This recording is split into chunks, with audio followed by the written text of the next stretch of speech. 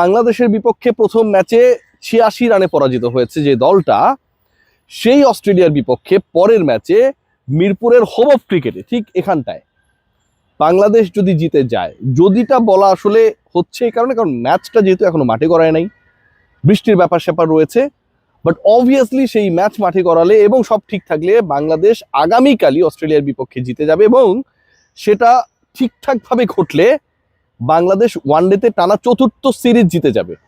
এবং অস্ট্রেলিয়ার বিপক্ষে গত ২১ বছরে জয় না পাওয়া, গত ১৫ ওয়ানডেতে জয় না পাওয়া, লাস্ট ম্যাচে জেতা বাংলাদেশ প্রথমবারের মতো ওয়ানডে সিরিজে জিতবে।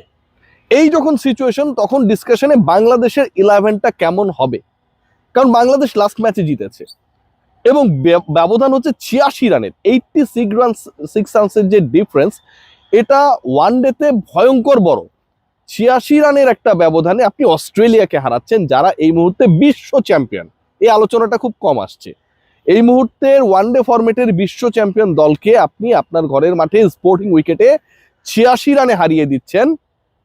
সেই দলের বিপক্ষে আপনি মাত্র একটা জয় দূরত্বে সিরিজ জেতা থেকে এরকম মধুরতম সময় বাংলাদেশের ক্রিকেটে খুব কম এসেছে। এবং সেই মধুর সময়টা যখন সামনে দাঁড়িয়ে, তখন দারুণ কিছু ব্যাপার সামনে, এবং সেই দারুণ ব্যাপারগুলো ঘটানোর আগে বাংলাদেশ চিন্তা করছে তাদের 11টাকে চেঞ্জ করা যায় কিনা, কোন জায়গায় চেঞ্জ, কি পরিবর্তন, কেন পরিবর্তন, সেই ডিসকাশনে আসবো। তবে অস্ট্রেলিয়া এই মুহূর্তে চাপে রয়েছে। সবচেয়ে অস্ট্রেলিয়া যে ওয়ানডে সিরিজ খেলেছিল পাকিস্তানে, আপনারা সবাই জানেন, সেখানটায় তাদের ওপেনিং পার্টনারশিপ যেটা ছিল সেকেন্ড ওডিআইতে, সেখানটায় ম্যাথু শটের সাথে অ্যালেক্স কেরি ওপেন করেছিলেন এবং সেখানটায় ওপেনিং পার্টনারশিপ ছিল 0।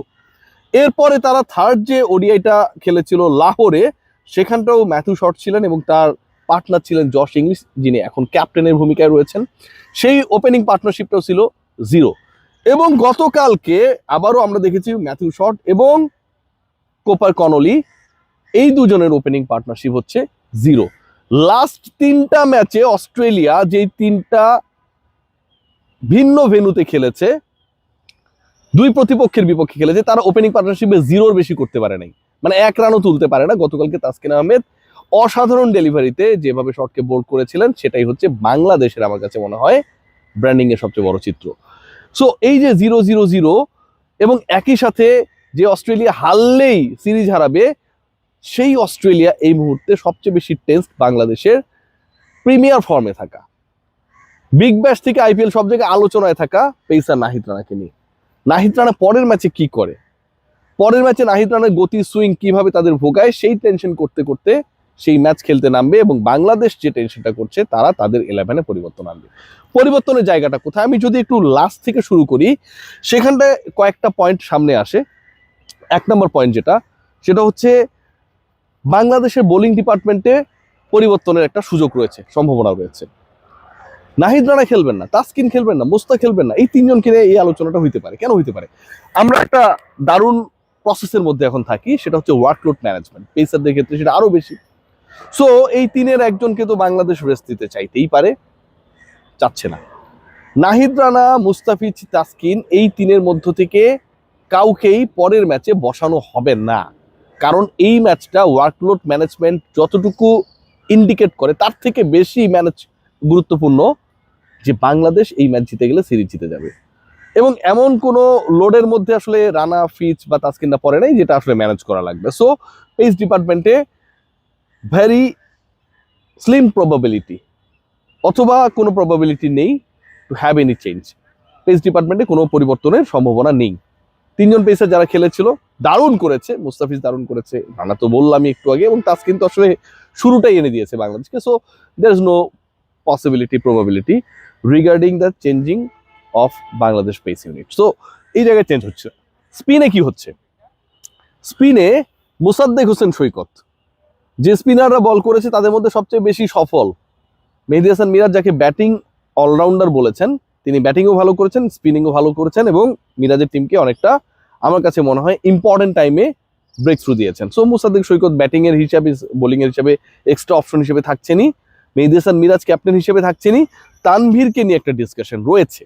তানভীরের ডিসকাশনটা নট লাইক যে তানভীর বাদ পড়েই যাচ্ছেন, অথবা তানভীরের পরিবর্তে পরের ম্যাচে রিশাদ ইনক্লুড হচ্ছেনই, বাট আপনি যখন রিশাদের মতো একজন প্লেয়ারকে বেঞ্চে বসিয়ে রাখবেন, তখন সেটা যে কোনো স্পিনিং অপশনের জন্য যিনি খেলছেন ডেফিনেটলি আ প্রেশার, যদি আপনি চোখ ধাঁধানো কোনো পারফরমেন্স দিতে না পারেন। সো ওই জায়গা থেকে মিরাজ ক্যাপ্টেন, মোসাদ্দেক তো extra option of bowling and he successful in last match. একটাই জায়গা রয়েছে, যদি আপনি রিশাদকে ঢুকাতে চান, অনেকগুলো কারণ রয়েছে, যে ক্রিকেটাররা রয়েছে তাদের অনেকের সাথেই রিশাদ বিগ ব্যাশে খেলেছেন, সাকসেসফুল ছিলেন, অস্ট্রেলিয়ার বিপক্ষে বাংলাদেশে খেলা, সিরিজ নির্ধারণী খেলা। সো রিশাদকে নিয়ে একটা ডিসকাশন রয়েছে, বাট নট ইয়েট সেট, এখন পর্যন্ত সে সেট হয়নি। 5টা বোলিং অপশনের ক্ষেত্রে একটাই পরিবর্তনের সম্ভাবনা, Tanvir of, Rishad in. Let's see what happen. Batting ডিপার্টমেন্টে নাম্বার 6 থেকে যদি আমি শুরু করি, তাহলে ওখানটায় ব্যাটিং এ কিন্তু চমক রয়েছে। আপনাদেরকে আগেই বলে রাখি, নাম্বার 6-এ মোসাদ্দেকের থাকা নিয়ে কোনো ধরনের ডাউট নেই। লাস্ট ম্যাচে 70 বলে 86, 123 স্ট্রাইক রেটে ব্যাট করেছে। বাংলাদেশের স্কোরটাকে 300-র কাছাকাছি নিয়ে যাওয়ার ফুল ক্রেডিট গোজ টু হিম। একলা খেলেছেন।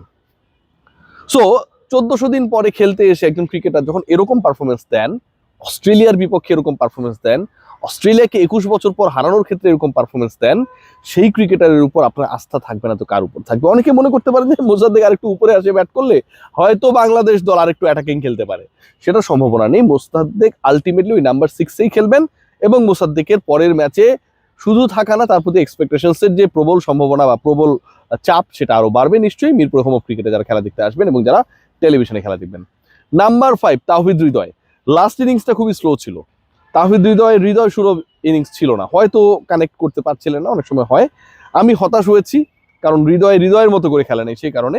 হৃদয় নিশ্চয়ই জমিয়ে রেখেছেন পরের ম্যাচে ভালো কিছু করবেন, এন্ড তাওহিদ হৃদয় যদি একবার তার নিজের রিদমে ফেরেন, তাহলে প্রতিপক্ষের জন্য এটা অনেক ডেঞ্জারাস হয়ে যায়। অস্ট্রেলিয়ার বিপক্ষে তাওহিদ হৃদয়ের কাছ থেকে এক্সপেকটেশনস ইজ ভেরি হাই। তার উপরে কি লিটন কুমার দাস আগের ম্যাচে ভালো করতে পারেন নাই। লিটন কুমার দাস কিপিং ভালো করেছেন, এবং কিপিং এ অন্তত 3-4টা বড় বড় চান্সেস ক্রিয়েট হয়েছিল যে bye run, extra runs add হওয়ার, সেই জায়গায় লিটন কুমার দাসের অসাধারণ শৈলী আমরা দেখেছি। সো লিটন কুমার দাস ডেফিনেটলি থাকবেন, এবং লিটন কুমার দাস ভরসার জায়গাও। বাংলাদেশকে সিরিজ জেতানোর ক্ষেত্রে ভরসার জায়গা ব্যাটিং অর্ডারে যদি আপনি আমাকে জিজ্ঞেস করেন কারা, আমি তাহলে লিটন এবং হৃদয়ের কথা ডেফিনেটলি বলবো। কারণ ওয়ানডে ক্রিকেটটা না ওই মিডলে গিয়ে ব্যালেন্স করতে হয়, বিল্ড আপ করতে হয়, সেই জায়গাটা আমার কাছে মনে হয় একটা বড় ধরনের প্রেশার, রেসপন্সিবিলিটিসের জায়গা থাকবেন লিটন এবং হৃদয়। নাম্বার 3 নাজমুল হোসেন শান্ত। দারুণ বিল্ড আপ লাস্ট ম্যাচে after losing a very quick wicket. Najmul Shanto এবং তানজিদ হাসান তামিম যে বিল্ড আপটা করেছিল, সেটা ছিল বাংলাদেশের এই 300-র কাছাকাছি স্কোর করা, বাংলাদেশ জিততে পারে সেটার ভিত্তি রচনার ক্ষেত্রে ভিত্তিপ্রস্তর স্থাপন। নাজমুল শান্ত যেভাবে খেলেছেন, যেভাবে ডেলিভার করেছেন, নাজমুল শান্ত যেভাবে তানজিদ তামিমের সাথে ওই পার্টনারশিপটা করেছেন, আমার কাছে মনে হয় যে that was the starting point, that was the, আমি কি বলবো, যে কনফিডেন্স বিল্ডিং পয়েন্ট, যেটা আসলে বাংলাদেশের বাকি ব্যাটারদেরকে এবং রেস্ট অফ দ্য ম্যাচেস যেখানে যেভাবে এগিয়েছে, ওই আত্মবিশ্বাসটা দিয়েছে যে বাংলাদেশ আসলে এই ম্যাচে আছে। মর্নিং শোজ দ্য ডে, শুরুতে উইকেট হারানোর পরে যেভাবে সেই মর্নিংকে, সূর্যের আলোটাকে নিজের কাছে নিয়ে নিয়েছিল বাংলাদেশের সেকেন্ড উইকেট পার্টনারশিপে তামিম এবং Shanto, that actually played a very effective role. So শান্তকে নিয়ে আসলে আলোচনা করার কোনো সুযোগ নেই, থাকবেন কি থাকবেন না এটা বাজে একটা আলোচনা হবে। তামিমও থাকবেন। তাহলে ব্যাটিং এর চমকের জায়গাটা কোথায়? চমকের জায়গাটা হচ্ছে সাইফ হাসান। সাইফের যেই পারফরমেন্স এবং যেই পারফরমেন্স তার কাছ থেকে এক্সপেক্টেড, সেই পারফরমেন্সের সাইফ ধারে কাছেও নেই। সবশেষ 3টা ইনিংসে তিনি ফেল করেছেন। কখনো 1-2টা ইনিংসে ভালো করলেও আবারও বলছি, আবার কন্টিনিউয়াসলি ফেল করছেন। এখন এরকম যখন একটা সিচুয়েশন, এবং যখন আপনি ওই ওপেনিং স্লটে ভালো করা একজন ক্রিকেটারকে, সৌম্য সরকারের কথা বলি, তাকে যদিও লাস্ট সিরিজে 3 নম্বরে খেলানো হয়েছে, বাট ওইখানটায় তো তিনি আসলে প্রুভেন না, আপনি বসিয়ে রাখছেন। আবার যাকে খেলাচ্ছেন সৌম্যের জায়গাটায়, তিনি পারফর্ম করতে পারছেন না, সেটা আমার কাছে মনে হয় একটা দলের উপর একটা প্রেশার ক্রিয়েট করে। So from that connection, Bangladesh has a big possibility to make a change on top. সেই জায়গায় কে? Soumya Sarkar could be the part of 11, এবং Saif could be dropped. There is a big possibility.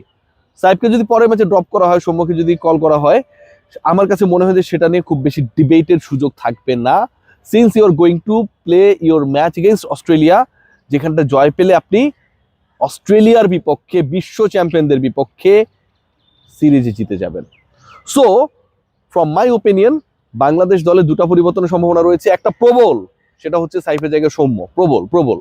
আর আরেকটা হচ্ছে রিশাদকে যদি আপনি আর বেঞ্চ না রেখে 11-এ ব্যাক করেন, সেক্ষেত্রে Tanvir will be out. So দেখা যাক কি হয় শেষ পর্যন্ত। বাট বাংলাদেশ পরের ম্যাচে আমার গাট ফিলিং বলে ডেফিনেটলি জিতবে, অসাধারণ ক্রিকেট খেলবে। অ্যান্ড যেই প্রত্যাশায় আমরা আসলে এই সিরিজটা শুরু করেছি যে বাংলাদেশ অস্ট্রেলিয়াকে হারিয়ে শুরু করবে, যে প্রত্যাশা এবং প্রাপ্তি মিলে গেছে, সেটা আগামীকালই পূর্ণ হবে সিরিজ জয়ের মাধ্যমে। সবাই ভালো থাকবেন, take great care, hats off to the performance of our cricketers.